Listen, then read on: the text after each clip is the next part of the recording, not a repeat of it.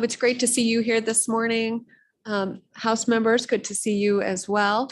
We're going to go ahead and get started. I know there's some anxiousness in the room in order to attend the joint conference on redistricting, which is at 9 o'clock. And a number of other members have other obligations at 9 too. And so we're going to try to work through this within the hour. So those intending to provide public comment on the interim topics that have been submitted, we're going to go ahead and time you accordingly.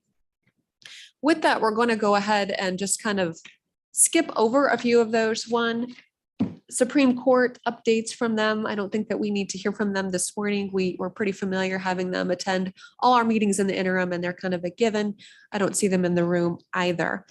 I also will skip over Wyoming Supreme Court opinions and updates because that's a reoccurring item that this committee has considered in the past, and you're certainly familiar with what it is and how it operates. So no need to devote time to that. I do see some folks in the room here, though, that I do know that want to provide some quick public comment and know how to do that before this committee. With that, I'd like to call on Commissioner Malm in the room, Laramie County Commissioner Malm, the one and only, who has a proposed interim topic for treatment courts and judiciary and the judiciary. So Commissioner Malm, welcome. If you could give us an overview of this request, and it's all through the County Commissioners Association as well. Thank you, Madam Chairwoman. And first, I apologize. I had promised not to be a topic for the joint judiciary this year after 2 years of Supreme Court decisions. So my apologies. But this is, I think, a very vital change that is needed in our treatment court system. It is currently housed under Department of Health.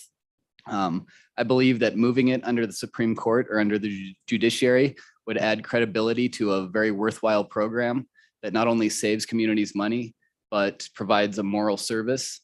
I'm very passionate about this, both as a county commissioner who's in charge of the finances of the county, but also as a person who's in long-term recovery and knows that recovery is possible with the right resources. These treatment programs provide that. There's also the caveat of that it's one employee from Department of Health who is simply a program manager. So you're moving a program manager from one department to another. Some of these treatment court programs run into issues with getting prosecutors and defense attorneys to sign on to help. And I think that being under the judiciary would really add a credibility to this program that's needed and allow it to flourish and continue to grow.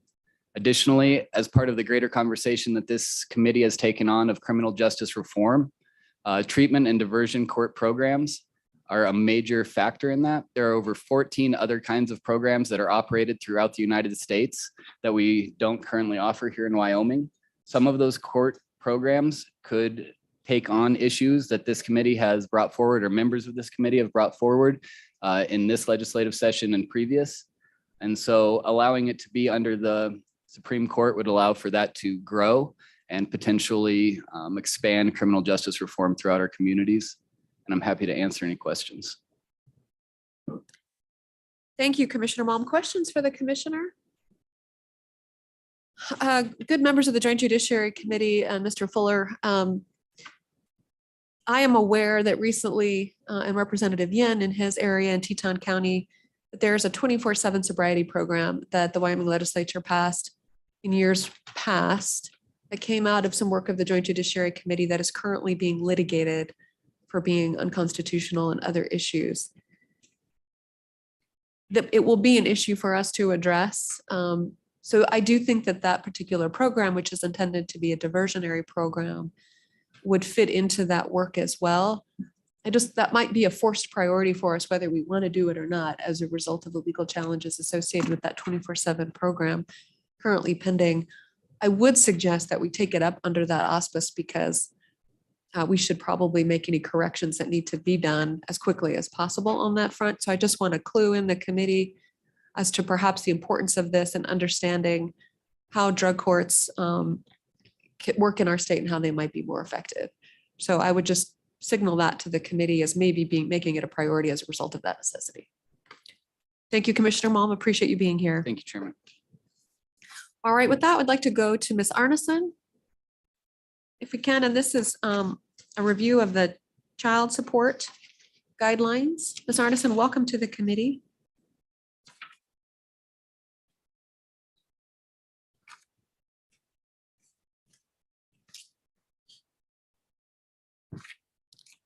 Good morning, Madam Chairwoman. Yes, Christy Arneson, Wyoming Department of Family Services. Our child support guidelines federally and by state are required to be reviewed every 4 years. They were reviewed in 2016. They were required to be reviewed again in 2020, but due to the things happening in 2020, it was delayed to 2021. That review just happened, so we're just asking we have potential changes to the tables within the child support guidelines. So just asking to put that in front of this committee over the interim. And Ms. Arneson, do you have those proposed changes in mind? Do you know what your the Department of Family Services is intending to do concerning that? Madam Chairwoman, the recommendations, we use a economist to help us do these reviews. The tables are to the specific tables, so some to the income, some to the percentages. So there may be some slight increases to child support orders.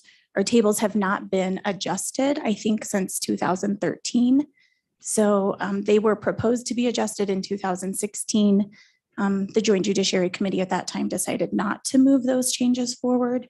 We do think it's important that they be looked at and that they be adjusted. And just to reiterate, Ms. Arneson, there's a federal requirement that we do evaluate those every 4 years. Madam Chairwoman, that is correct. And it is also in state statute. Just another point for the committee's consideration, whether we want to do it or not, we might be required to take a look at that.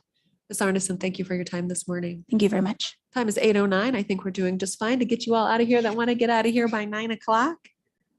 With that, maybe Ms. Shaner, are you in the room? Welcome.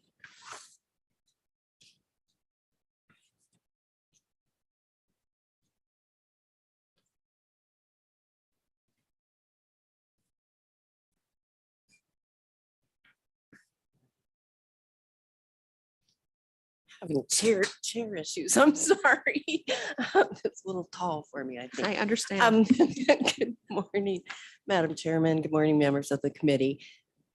You all looked at the Wyoming Governmental Claims Act a couple of times this session and made some changes and updates. And we would like to request that perhaps you look at some additional changes during the interim, which would be looking at the limits that are in place currently. 36 years ago in 1986, we lowered the $500,000 limit that was put in place in 1979 to $250,000 for a single claim, and $500,000 remained in place for multiple claimants. Could you speak closer to your mic, please? I will. So obviously in all of that time, the purchasing power or the power of $250,000 and $500,000 has decreased substantially with inflation and costs of healthcare and other kinds of costs, property values, those sorts of things.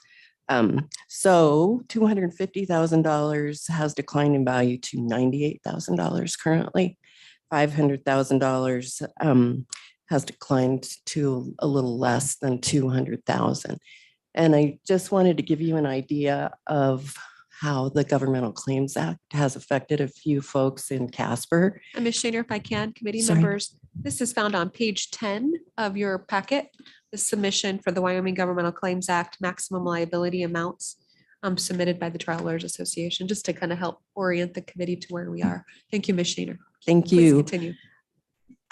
In 2015, there was a fire that was initiated or began at the Casper landfill. And that fire was quickly ignited a wildfire that burned roughly 10,000 acres. It took in 14 homes, as well as killing animals, pets, and did a lot of property damage.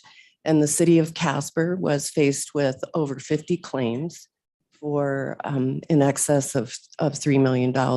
And some folks lost their homes, some folks lost businesses in excess of $1 million.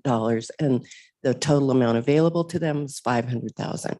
So those folks received pennies on the dollar for their losses. So we would just ask you to consider looking at the limits, if they're appropriate now, what kind of changes we might like to look at making. Questions for Ms. Shaner? All right, seeing none. Thank Ms. you. Shaner, I think you have another topic up as well. We do. If you could just go over that briefly and flip to where that is. I think it's on here, page 12. That's the workers' compensation piece. Yes. Madam Chairman, the AFL-CIO and the Wyoming Trial Lawyers would like to request that we look at workers' compensation, expanding coverage to retail workers. I think it's become pretty clear during the COVID period that retail workers have suffered, especially those not covered under our system. So we would like a review of looking at how to expand that coverage. I'd also like to look at expanding coverage for mental health, the mental health provision, as well as maybe looking at just how we calculate the wage coverage. Right now it's 2/3 of the average state wage. Maybe we'd like to bump that up. It doesn't, for folks in the higher categories, they aren't receiving the kind of benefit that helps them meet their month-to-month bills. Questions for Ms. Shaner on this front? Representative Washit? Thank you, Madam Chair.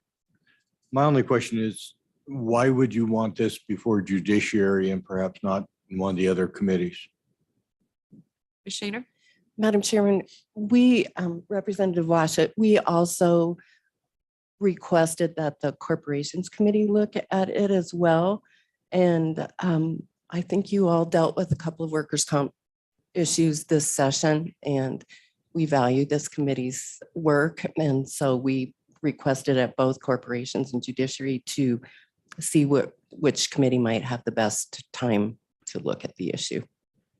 Yeah, to follow up on that, I also serve on the Corporations Committee, and I don't believe that they'll be taking this topic up in corporations. So this would be the last, I think, opportunity to be taken up as the last committee. I think probably answering some of that question for the attorneys on the committee, excuse me, there's probably some familiarity with workers' compensation. So thank you. Thank you, Ms. Shaner. Any final questions? Right, thank you.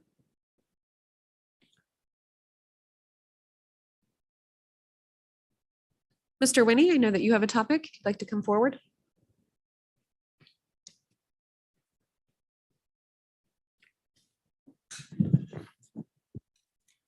Chairman Ethercott, Chairman Olson, yes, thank you very much. My topic is special district authorities and funding, and it's a straightforward topic. In conversation with Senator Kolb, he asked me a question, how can they change those things? And I think it ought to be done by a vote. Yet we've got one out there that is trying to be a municipality and has taken actions just by writing resolutions and rules and things and just doing it. And so the answer is, how do they do it? They just do it and put the people in the district in the position of having to fend it off. Well, as I said, the district is trying to be a municipality. I prepared a one-pager at Chairman Olson's request that kind of outlines some of the behaviors involved. This service improvement district was trying to require building permits, for example, something they simply don't have any qualification to do. There's a lot more I could perhaps go into, but your time is short. Subject to your questions. Thank you very much. Questions for Mr. Winnie? Mr. Winnie, did you submit that topic as well to corporations? No, I did not. Representative Zwaniter? Thank you, Madam Chairman. I would just say your Corporations Committee dealt with a similar issue and topic of said similar district for 2 years and no action was taken. So this committee would like to take it on. That would be certainly acceptable. All right. Questions for Mr. Winnie? All right, seeing none. Thank you, Mr. Winnie. Time is 8:17. Again, I think we're doing well for time, so it's okay to ask questions, committee members. Mr. Moline, are you in the room? He is not in the room. Ms. Sheen? Madam Chair, Mr. Moline is online and he has his hand up. Oh, great. If we can bring him in the room. Is there anyone else online? Yes. Oh, let me We read. also have Donna Sheen. Oh, great. We'll bring her in next. So we'll have Mr. Moline online and then Ms. Sheen will be up next. And we have Dan Fetzko also.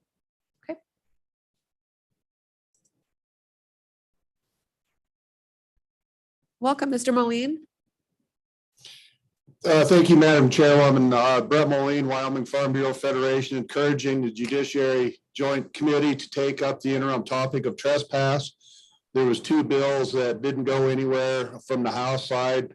House Bill 103 that dealt with trespassing through other people's property, and House Bill 128 that dealt with trespass by drone. I would really encourage the committee to take these forward to help get us so we know where we're at with them and help protect private property rights. These are becoming larger issues that I think we need to delve into. And with that, Madam Chairwoman, I'd sit for any questions. Questions for Mr. Moline? Representative Craigo, this is a topic also submitted by you. Do you want to provide some comments on the broad piece of trespass? Thank you, Madam Chairman. So what I would say is it's more than just protecting private property rights, although that's one piece of the puzzle. It's also clarifying the statutes. You know, we have two different statutes dealing with trespass, and I think it would help sportsmen as well, the public land users, if we can get to a place where we have a better understanding of what the respective rights and responsibilities of all parties are. And I think that's why it'd be a good topic to talk about over the interim and get all the stakeholders in the same place, in the same room, and have some great discussions about it. Thank you, Madam Chairman. Representative Craigo, I also see kind of a nuance associated with drones. Do you want to speak to that briefly? Thank you, Madam Chairman. So I think the good majority floor leader from our end of the hall has requested that to be one of the topics. That was his personal bill. And I think that's an issue. It's becoming more of an issue, not only on, you know, people using drones to look around people's houses, but also on other, you know, other areas, other wide open portions of land. And we just need to, I think, clarify our laws on how we're going to deal with that going forward. So thank you, Madam Chairman, for the opportunity to ask for that to be an interim topic. Thank you, Representative. Questions for Mr. Moline or Representative Craigo?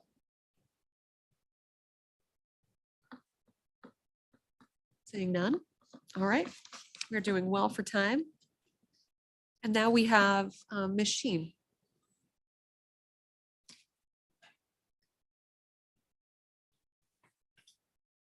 And it looks like Ms. Sheen's submissions are found on page 12. There's a number of submissions there. Welcome, Ms. Sheen. Thank you, Madam Chairwoman and members of the interim committee. I'm Donna Sheen with the Wyoming Children's Law Center. I also am here representing the Wyoming Youth Justice Coalition. And we've asked the committee to take a look at 3 subjects this interim. But first, I want to thank the committee for all their good work on the data bill. I believe that we're going to be well on our way to finding better ways of handling our juvenile justice act in the future. But for now, there are a number of things that we believe the committee should still be working on to try and make some more improvements. The first is that we would ask the committee to review the SWM Supreme Court case that was issued in 2013 and update statute 14.6.219 to be consistent with that. We see a lot of confusion in terms of how to handle children with mental health issues, especially if they've ended up in a delinquency proceeding. And while the Supreme Court decision has provided some guidance in terms of determining competency, it still has antiquated language in the statute about committing these children to the Wyoming State Hospital or the Wyoming Life Resource Center, which is not been in practice for many years. And so we believe it's a really important topic to talk about. We've seen some jurisdictions use Title 25 instead for children, and we don't believe that that's an appropriate avenue. So we would just ask the court or the Judiciary Committee to take a look at that issue. The next issue that we submitted is we're asking the interim committee to take a look again at fees associated with the juvenile court. You may remember we had a bill and it was very late, right before the session, that the bill came before the Judiciary Committee. So there wasn't much time for us to research the costs and the amount of income it brings in. But we believe the data supports eliminating child support and public defender fees from the Juvenile Court Act. They're actually an administrative process that can be very onerous and really don't generate much income because these families really can't afford it. And they create enormous hardship on the families that are required to pay it. Oftentimes they will have judgments against them for many years for their inability to pay these. And then finally, we would also ask that the topic of structured decision came up during the interim. And I think what we saw was that there was some concern about setting a minimum age or limiting some of the options. But we do feel like there was general support, and we've had further discussions with the Department of Family Service about having a process for determining when confinement orders are appropriate and when MDTs should recommend confinement. I believe we've also submitted this topic to Labor, Health, and Social Services because we feel like their role would be in helping bring the necessary agencies together to help design this. But ultimately, we believe that it would still require a change in the Juvenile Justice Act to require MDTs to use that process or that structured decision matrix in order to get some consistency in recommendations for youth confinement. And so we've put it before both committees. And with that, I would stand for any questions. Ms. Sheen, thank you. Questions for Ms. Sheen? All right, seeing none. It's a quiet morning in the Joint Judiciary Committee. With that, we'll go to Mr. Fetzko.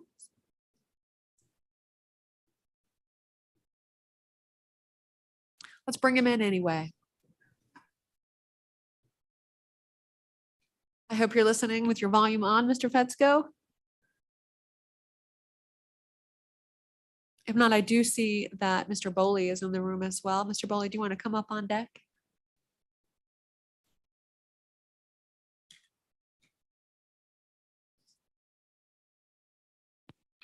Welcome, Mr. Boley. If you want to walk through us your topic.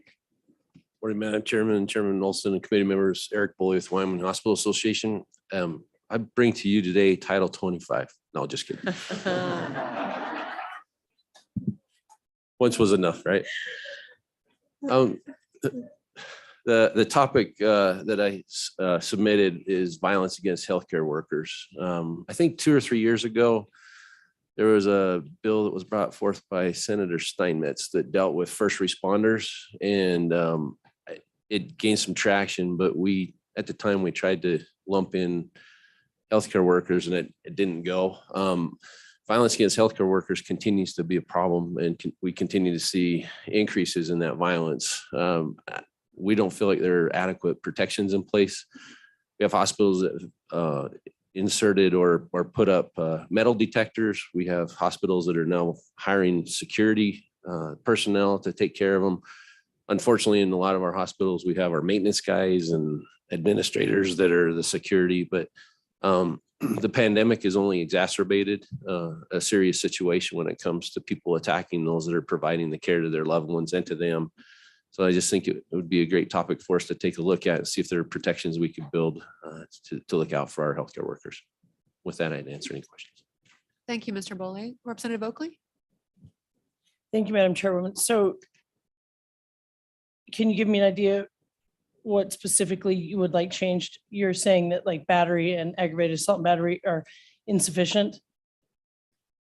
Mr. Boley? Madam Chairman, Representative Oakley, I believe there are different laws on the books that do help, but the penalties that sometimes can be used to dissuade or to prevent are pretty minimal. And I just don't think they're codified enough in law. As we talk with our healthcare workers and as they look at prosecutions or protections, we hear multiple cases where there's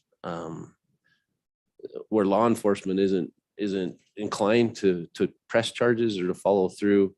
And I'd need to look at all laws, but where sufficient protections are in place. Further questions for Mr. Bowley? Representative Oakley? Thank you, Madam Chair. So you said harsher penalties. So this, you're in essence seeking a felony? Mr. Bowley? Madam Chairman, Representative Oakley, I believe at times that might be appropriate.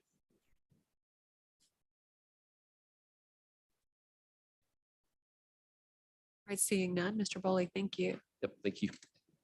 All right, Mr. Fetzko, welcome to the Joint Judiciary Committee. If you can introduce yourself to the committee and share with us your topic. I think committee members, that's found on page 16. Thank you, Madam Chairwoman Nethercott. Chairman Olson, my name is Dan Fetzko. I teach over at the University of Wyoming in the Criminal Justice Department. I've been doing that for about 5 years, but prior to that, I was the director of the Parole Board for several years. I was the deputy director altogether. I was at the Parole Board for 10 years. And prior to that, I was at the Attorney General's office as the Department of Corrections representative. So I've been in our correctional system as a professional, not an inmate, but most of my career. So my topic has to do with the Wyoming statute 713-404. It deals with what people call parole street time, the amount of time that parolees spend after release from prison in the community. And it also, my topic deals with a CSG, Council on State Government finding from 2018 that impacted this legislative body, the change to 713-404. The old statute used to read that if you went on parole and you got revoked, you didn't get any credit for your street time unless the board ordered otherwise. The Council on State Governments found that the way that Wyoming's parole statutes were set up, that it predisposed the board to order unnecessarily lengthy periods of incarceration following revocation. So what the legislature did in 2019 was to flip the presumption. So the statute now reads that if you go on parole and you get your parole revoked, you get that time unless the board orders otherwise. So it's a topic that I guess has been of interest to me. I was able to work on some of these collaborations with stakeholders before I left to teach, and that was one area that, frankly, I thought objectively that the parole board was maybe a little heavy-handed. That they, like for instance, there was one case I remember, just to give you a quick example, where a person came for revocation. She had been convicted of DUI, a misdemeanor DUI. She'd spent 2 years on parole, and she asked for the first 18 months. She was violation free, had not committed any violations. She did get a DUI, but she explained, that she was having a lot of personal issues. Well, the parole board took all of her street time, and I was not involved in the decision, but I'd get letters and people would complain. There were cases at times where I thought there really was no rationale for withholding all of that street time. So what I have done in the interim was I had to request the data from the to do my own research. But since that statutory change, if anything, they're granting less street time than the earlier, under the earlier version of the statute. Now, granted, it's only been about a year and a half of data that I was able to access. But what I did in the interim is I wrote a law review article. It was just published this last month in the Wyoming Law Review. And I'm going to go ahead and put a link to that in the chat. But what I would propose ultimately would be to continue to modify the statute. For instance, the state of Kentucky, a state I think somewhat similar to Wyoming in many aspects, with their parole street time, what they do is they make it mandatory that parolees get it unless they commit a new felony, unless they abscond, unless they are a sex offender. They have a set of criteria. Different states do it differently. But my topic, my belief is that the statutory change in 2019 has not done enough. It has not impacted the Council on State Government, their recommendation that we take steps to try to reduce our prison population. I mean, I'm sure, as you all know, there's so many different areas you could address. This is a pretty narrow area, granted, but I think that, for instance, it's still around 80% of all the parolees who do get revoked. Nearly 80 some percent of them, 87% are misdemeanant or less, offenders who have not been convicted of a felony. And so looking at some other states and the way they do things, my topic would be, let's re-examine 713-404 for some possible changes. However, of course, Representative Crago mentioned before, I'd like to get all the stakeholders involved. I still have a good working relationship with the parole board. I'm friendly with Dan Shannon. We still talk. I volunteer actually just on the side teaching some classes and through the Pathway from Prisons project. So I'd like to keep my relationship with the parole board and the Department of Corrections. I'm not trying to attack them. I would like to reiterate to the committee, Madam Chairwoman, that we still have an indeterminate sentencing state here in Wyoming, and I think that is still the preferred way to go across the country. As you all know, a lot of states got rid of parole. They abolished parole altogether. And I'm certainly not trying to limit the parole board's discretion. I think we should stay a completely discretionary parole board state. But one other topic that I did want to broach is the lack of any standards for parole board members in our states.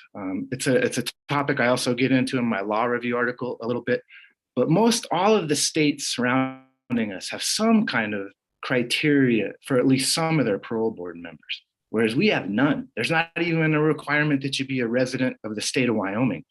And when I was the parole board, that came up a couple times because we had people that actually moved out of state, but they would just come back into the state for basically for their parole hearing and to serve on the board. And then that was kind of policed by the other members, but the issue actually did come up. And so I looked around at all the states surrounding us.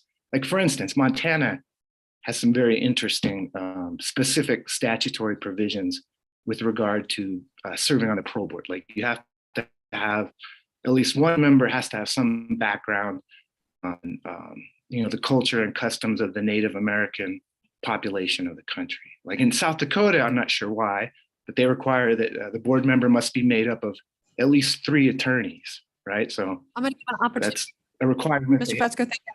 I'm going to give an opportunity for the committee to ask questions for you right now. We've touched on 2 topics. Great, I'm sorry. No, you're great. I appreciate your passion. I do think that looking at this piece is narrowly tailored and you have a solution in mind. So as indicated, the commitment of the committee would be minimal in light of the research that you've already prepared for the committee's consideration. So we appreciate that. Final questions from the committee?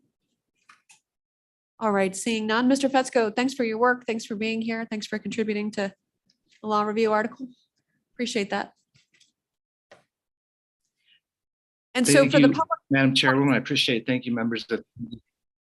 thank you, Mr. Fetzko. And so for the public's understanding as well, a final decision as our interim topics will not be made today by the committee. We're just here to listen and then make some ranked choices about how we feel about the topics. And those will be finally approved by the Management Council in April. So with that, we'll move on to, I think, the Highway Patrol, Colonel Holler, Director Reiner.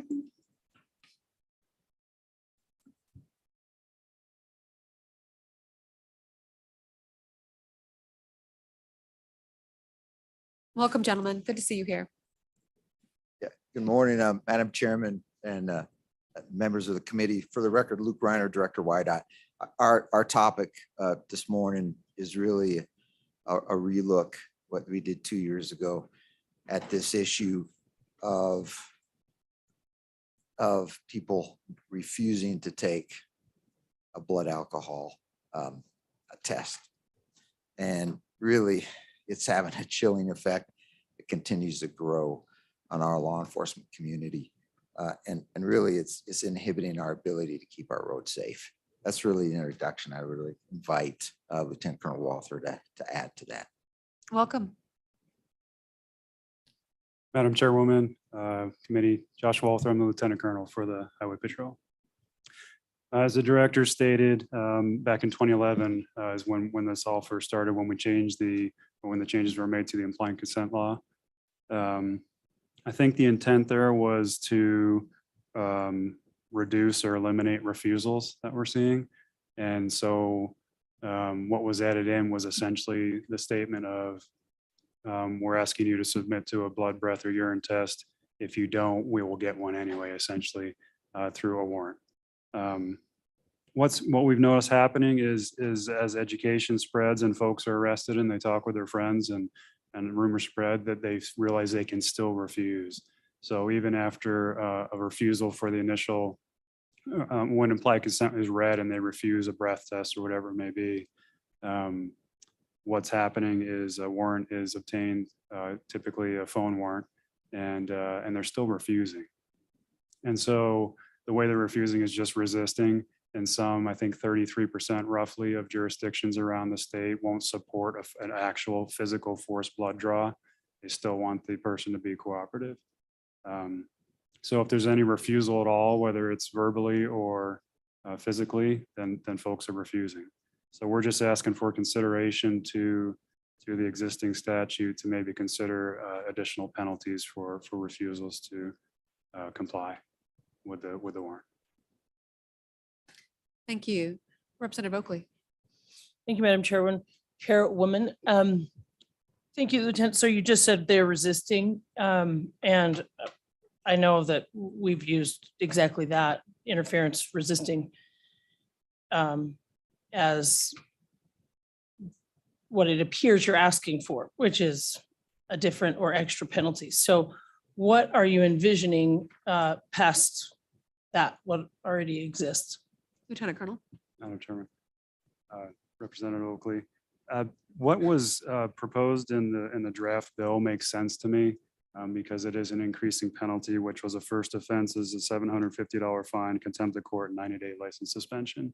That's automatic. A second offense of refusal, after a warrant is drawn, is a $1,500 fine, 180-day license suspension, and then the third or subsequent offense will be $3,000 fine and 1 year automatic license suspension. All right, thank you, Lieutenant Colonel. And you indicated there is a bill draft. This issue was reviewed before in previous years. Representative Washington, I think, was there for that. So it was taken up as a joint judiciary bill, I believe, is my recollection, and then failed. Director, do you recall? Madam Chairman, you're correct. All right. Thank you, committee members. Thank you both for being here. All right. I believe Mr. Oderkoven supports this effort as an interim topic, but for purposes of time, I'm going to skip you. All right, great. We're just not in a position to hear all support for all interim topics right now, so just want to hear from the sponsors of those topics moving forward, just for purposes of time management. I do think that we have, is Ms. Foland online? No, we have Andy Somerville online. Great. Yep, I think they're from the same organization. Can we bring Ms. Somerville in?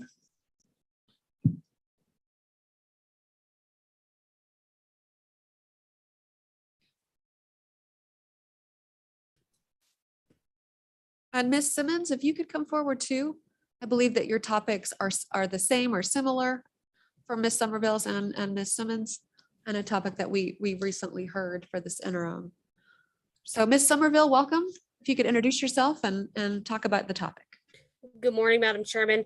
Andy Somerville, Executive Director for the Wyoming Association of Mental Health and Substance Abuse Centers. Our submitted topic is one that everybody is familiar with, and that is how do we deal with substance use in pregnant women? We felt that there was a lot of good discussion, but ultimately we feel like we could have some additional discussion in terms of what policy might be successful, as well as the financial end of what that looks like for a state policy. I want to mention to the committee members that this was discussed as an interim topic in labor health as well. I don't believe it was submitted as a separate, but it was discussed as part of several maternal and child health topics that were submitted to the Labor Health Committee. Madam Chairman, I would stand for questions. Thank you, Ms. Somerville. Ms. Simmons, welcome. Good morning, Gail Simmons from Sheridan County. And I put this in after listening to the various testimonies on House Bill 0085, child endangering controlled substance use while pregnant. And it was really clear that there's quite a bit of research kind of across the board. And because this was a individual bill, there just is not time in committee for that. And it sounded to me like there was a tremendous amount of discussion that could be used to address the issue again. So I put it in for that purpose so that you could hear the research. That's All it. right. Thank you, Ms. Simmons. Questions for either Ms. Somerville or Ms. Simmons?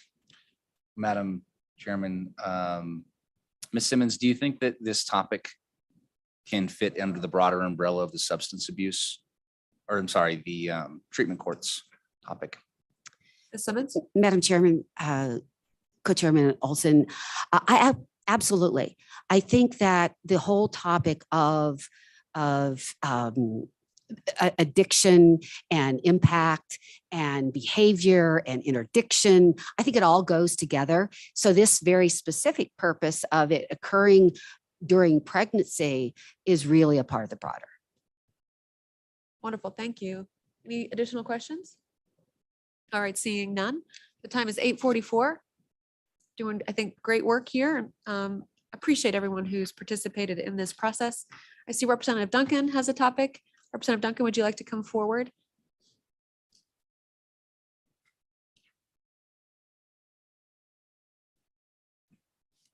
Thank you, Madam Chairman and committee. My topic comes basically from embezzlement in my community, and it came directly from the clerk of court.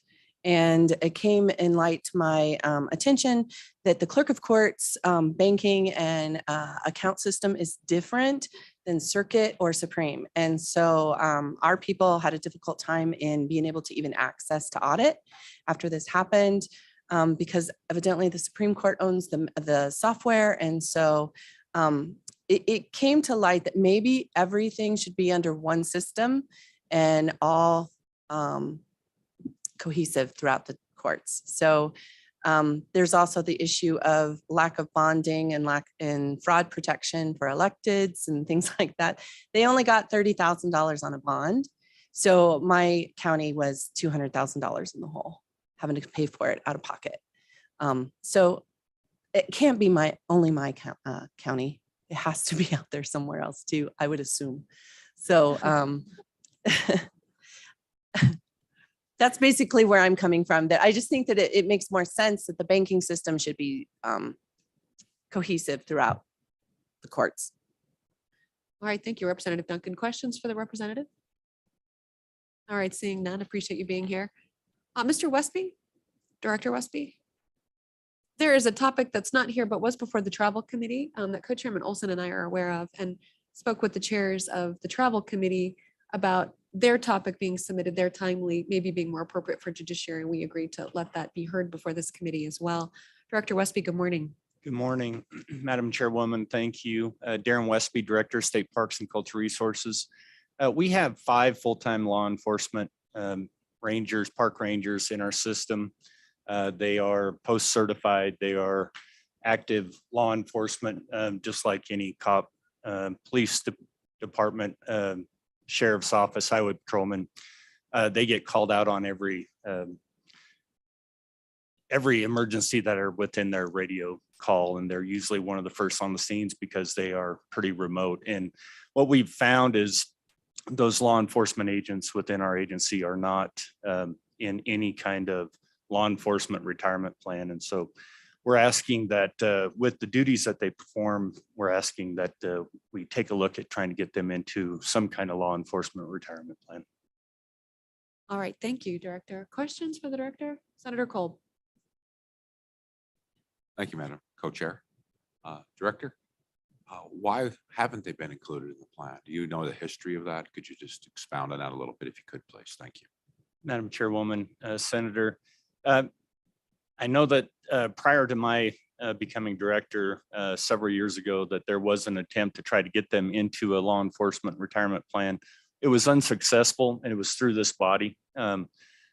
As the chairwoman said, we submitted this request through our home committee just to see if there's any taste, and they punted to you guys as the potential. So I cannot tell you the why it didn't get done in the last time. We're hopeful that it can get done this time. Thank you, Madam Chair. Just a reminder, that a couple years ago, we added law enforcement officers from community colleges into the pension plan. They had previously never been included either. So there are some gaps, and this is, I think, the last remaining group. All right, thank you. Any final comments for the director? So if you all would make sure to write that down on your list so you don't forget in your consideration of the topics you'd like submitted. We'll get you fresh sheets if you've already submitted those and would like to retract. Happy to do that after you hear full testimony from the public about these interim topics. Thank you, Director. Madam Appreciate your Chairman, time. Ms. Chambers? And is there anyone else in the audience who would like to speak on an interim topic? Okay, and so, and as a sponsor of a submission, just raise your hands high if you can. Mr. Meyer, are you going to speak? Okay, and anyone else? Ms. Butler. Ms. Butler, we've already determined that you don't need to provide public comment. The Supreme Court is in providing the necessary updates. So check that box. All right. Ms. Chambers, welcome to the committee. Good morning. Thank you. Kara Chambers with the Attorney General's Office, Division of Victim Services. I have submitted a review of our state surcharge statute. That is what funds the lion's share of victim services in our state, whether it be the programs in your communities or the actual money that is paid out to victims to compensate them for actual harm from a crime. I want to note that there is some potential interplay with two other topics, being workers' comp and the healthcare, violence against healthcare workers, because what happens typically when people are injured on the job as a result of a crime, workers' comp does come in first, but we come in behind to cover aspects that aren't covered by workers' comp, for example, mental health. Additionally, back in 2019, when we gratefully took on the additional burden of SANE exams from law enforcement, this has all put a very big strain on the surcharge, which hasn't been the levels of collection haven't been reviewed since 2008. So this is just something as my home committee I thought we could look into. I don't necessarily know that means raising per se, but maybe looking at how we're collecting and how the system works. And I think the authority of the Judiciary Committee would assist me in that endeavor. Thank you, Ms. Chambers. Co-chairman? Yeah, Ms. Chambers, 2 years ago when I was on appropriations, there was a global look at fees all across the state. And there was a bill to address fee increases all across the board. Did you participate in that at that time? Co-chairman also, we did not. Okay. We did not. Perhaps we should have. And Ms. Chambers, what do you think the time commitment might be for the committee? You attend our interim meetings, and so you're aware of that. Just your familiarity with how the committee operates. Do you have an estimated time? Madam Chairwoman, I'd put 3 hours at most because I'm thinking at least a portion of each of the 3 meetings, but I really do think a lot of this work will be behind the scenes and then a brief presentation to your committee. All right, so thank you, committee members. One thing to consider, your list only provides 6 submissions, which is great. I do think that we can maybe tackle more for those maybe minor issues that might not require a great deal of time, and then limit maybe to just a couple or 2 to 3 large topics to devote the committee's time just for your kind of consideration of how you want to prioritize the summer. Ms. Chambers, thank you. Mr. Meyer.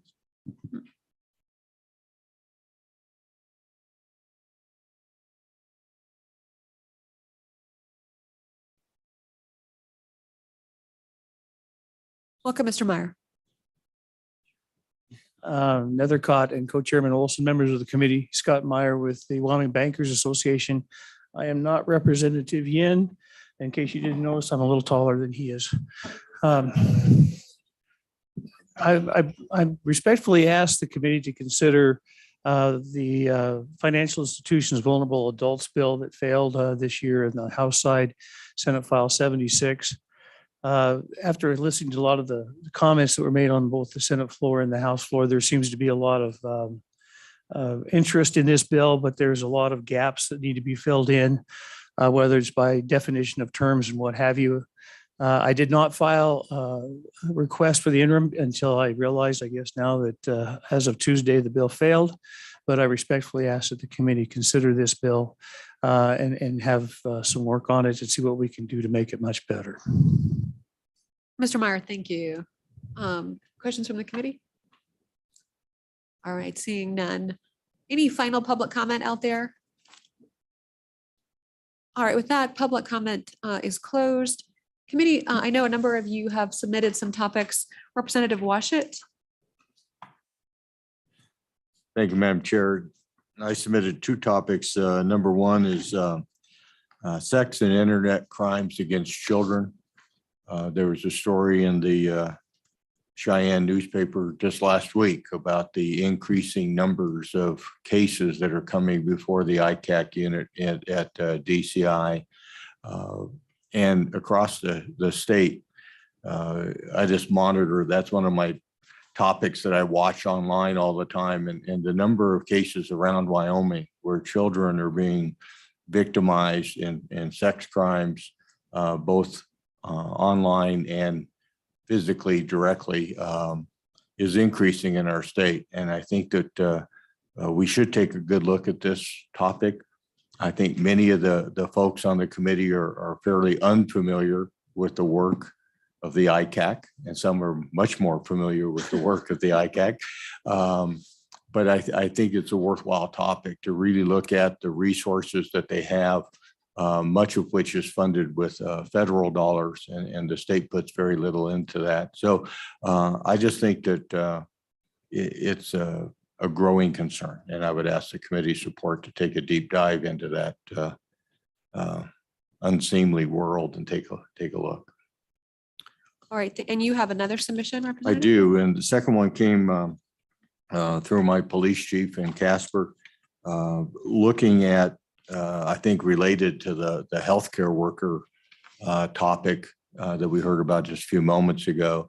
And what we've seen in Casper, like volunteer referees at athletic events and umpires at baseball games and so forth, being victimized by angry parents and fans. And so what this suggests is that we take a look at some other states that already have in place statutes to add some enhanced protections for those folks that are serving in certain occupational fields where they are subjected to more abuse than perhaps they have historically. And that maybe we try to deter some of that by looking at the penalties that might be available to us. Thank you, Representative. Questions for the representative?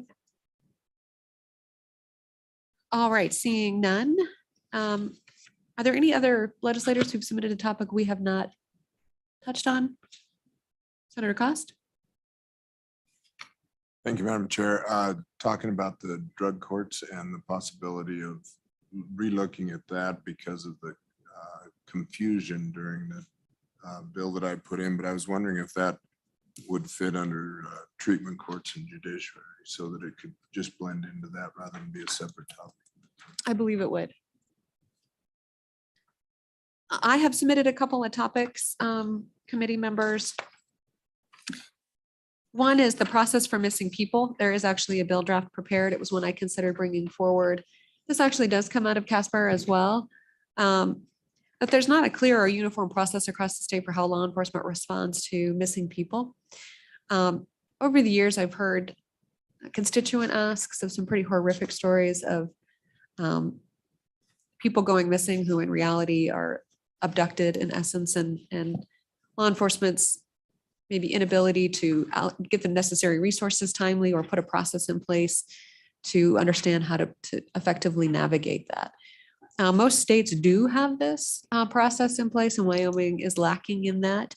I've also heard, Representative Washut has mentioned concerns as well of how a missing persons database is managed in the state.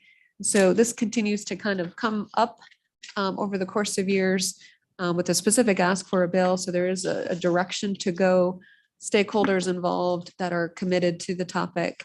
I think it'd be an interesting topic for the committee to take up. So I would encourage your consideration of that. And that is found on page 8. There is another topic submitted by myself, which is responding to the potential for enhanced penalties or other solutions associated with children killed in crosswalks. Cheyenne experienced a significant tragedy here this past year with a 13-year-old boy who was struck and killed in a crosswalk on his way to school. And at this point, I think charges are currently being considered, but not meaningfully. And I think the victims in that case feel that our laws are inadequate when it comes to pedestrians killed in crosswalks. We also had other children hit in crosswalks. Unfortunately, they were not killed, but certainly severely injured. And so a need to review crosswalk safety and crimes associated with that particular issue. So that is a constituent request, Bill, of people in the state of Wyoming who have suffered from these crimes, asking this committee to review that. So I would ask for your serious consideration of that topic as well. With that, I think that we have covered all of them. Just on behalf of the other representatives, because we have just a couple of minutes left, and Senator Perkins on page 1 of our proposed topics, he has identified a statutory concern that I think is a fundamental problem that the committee probably needs to address, again, whether or not we want to or not, but probably need to, concerning that the Office of the Guardian ad litem is not an independent authority. And Senator Cooper is part of the conference committee for redistricting, so he needs to go. Senator Cooper, thanks. And anyone else who needs to go, feel free. Just kind of wrapping this up. So the GAL issue, the GAL issue may need to be addressed. So I want to just make sure to bring that to your attention. Looks like Representative Romero Martinez wants to do some domestic violence amendments. Again, this is always a frequent flyer in this committee, domestic violence and stalking. Looks like Representative McGuire has an easy particular topic that might be one of those minor issues to consider. And Representative Brown wants us to look at family law issues. So just want to not overlook those in our morning meeting. Committee, we have done that. It's 8:59. Great work, committee members. Submit your topics not to staff, but instead to your chairman of each house. So senators, I look forward to getting your ranking list. House members, please give that to Co-Chairman Olson. Co-Chairman Olson and I will go over them and compile the data and prepare the list for Management Council. Thank you all this morning. Appreciate you being respectful of the committee's time. Great to see all of you. Look forward to great work in the interim.